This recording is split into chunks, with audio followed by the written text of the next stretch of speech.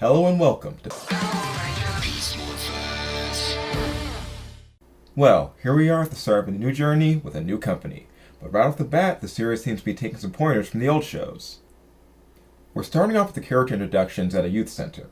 A juice bar featured prominently as in the original Mighty Morphin series. The show's got quite a few rapid-fire introductions with characters, and done in a way which actually is quite surprising. And it's something that's going to seem even more surprising when we see what happens to those characters at the end of the episode. And then we jump straight into a father-son dynamic, something that's usually a very strong point in Ranger's series, and that I'm hoping to see develop a lot more. Right off the bat, I'm getting a strong and similar vibe to Wes and his father from Time Force. Now, the place that's going to be our headquarters for this series is giving me very strong SPD vibes, which is a very good thing, because this show seems to be pulling from all of my favorite series of Power Rangers.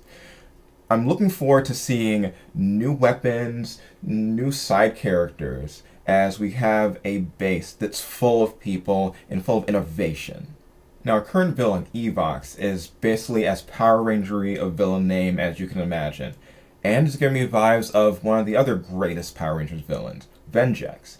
So if they're trying to do that again, I am seriously on board for it.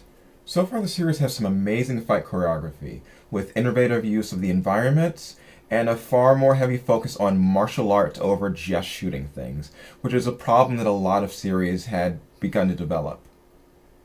Most importantly, this show seems to be about telling stories about these characters, what they're about, what their wants are, what their needs are, characters that make mistakes, characters that get into arguments.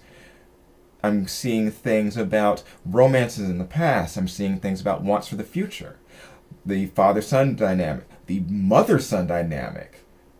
This thing is seeming far more of a strong, character-driven show than we've seen in recent years in Power Rangers.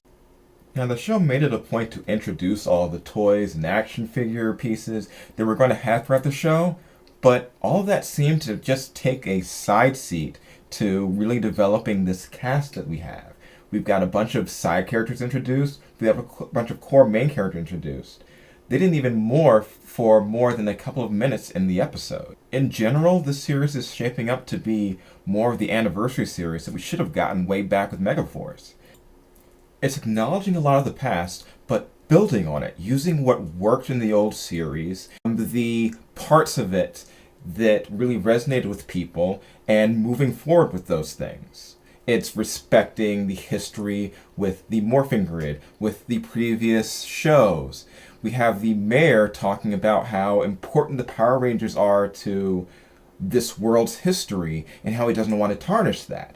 And it really seems to be Hasbro itself speaking to the audience.